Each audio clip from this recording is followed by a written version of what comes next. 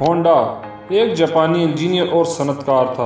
1948 میں اس نے Honda motor cycle company limited قائم کی اور اس کی توسیع کی نگرانی ایک لکڑی کی جھونپڑی سے بائیسیکل موٹر بنانے والی کثیر القوی آٹو موبائل اور موٹر سائیکل بنانے والی کمپنی تک کی۔ 17 نومبر 1906 کو ہاماماتسو کے قریب کومیو گاؤں ایواٹا ڈسٹرکٹ شیزوکا میں پیدا ہوا۔ اس نے اپنا ابتدائی بچپن اپنے والد گیہی ہونڈا جو ایک لوہار تھا کے ساتھ سائیکل کی مرمت کے کاروبار میں مدد کرتے ہوئے گزارا۔ اس وقت ان کی والدہ میکا ہونڈا ایک بینکر تھی۔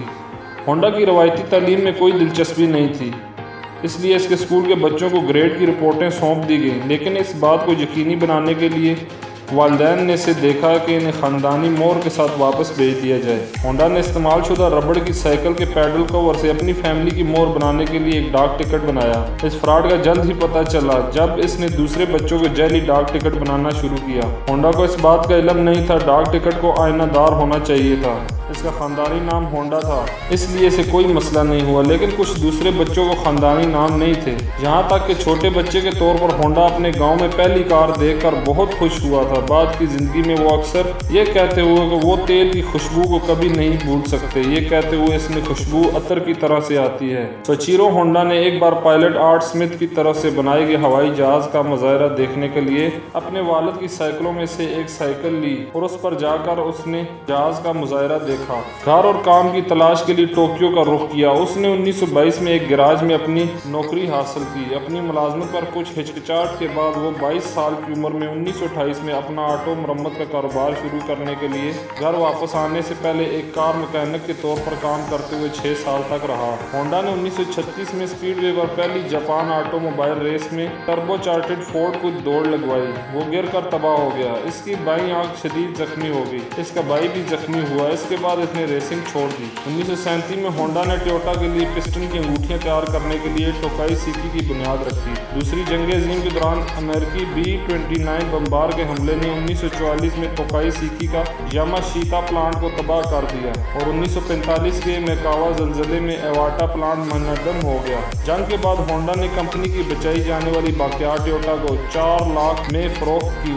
اس سے حاصل ہونے والی رقم کو اکتوبر 1946 میں ہونڈا کی ٹیکنیکل ریسرچ انسٹی ٹیوٹ کے قیام کے لیے استعمال کیا۔ 1948 میں اس نے ایک مکمل موٹر سائیکل ٹائپ اے تیار کرنا شروع کی، جسے ہونڈا کے ڈیزائن کردہ پہلے بڑے پیمانے پر تیار کردہ انجن سے چلایا گیا اور 1951 تک فروخت کیا گیا اور ہونڈا کی طرف سے تیار کیا گیا 2 اسٹروک انجن کے ساتھ اور موٹر سائیکلوں کے ڈریم سیریز کا پہلا ماڈل بن گیا۔ جاپان کی سوسائٹی آف آٹوموٹیو انجینئر نے ٹائپ اے اور ٹائپ ڈی دونوں ماڈلز کی جاپانی آٹوموٹیو ٹیکنالوجی کے لیے اپنے 240 نشانات میں سے 2 کے طور پر درج کیا۔ 1949 میں ہونڈا نے فوجیساوا کی خدمات حاصل کیں، جو کمپنی مالیاتی پہلو کی نگرانی کرتا تھا اور فرم کو وسعت دینے میں مدد کرتا تھا۔ 1959 میں ہونڈا موٹر سائیکلز نے ریاست ہائے متحدہ میں اپنی پہلی ڈیلرشپ کھولی۔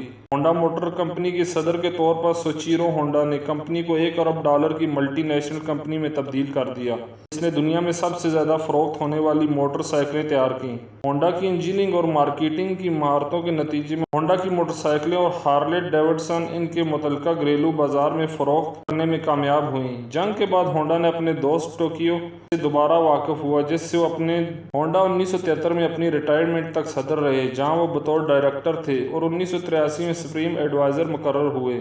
ان کی حیثیت ایسی تھی کہ پیپل میگزین انہیں 1980 کے لیے اپنی 25 سب سے زیادہ دلچسپ افراد کی فہرست میں شامل کیا۔ اسے جاپانی ہنری فورڈ ریٹائرمنٹ میں ہونڈا نے اپنے آپ کو ہونڈا فاؤنڈیشن کے ساتھ منسلک کیا۔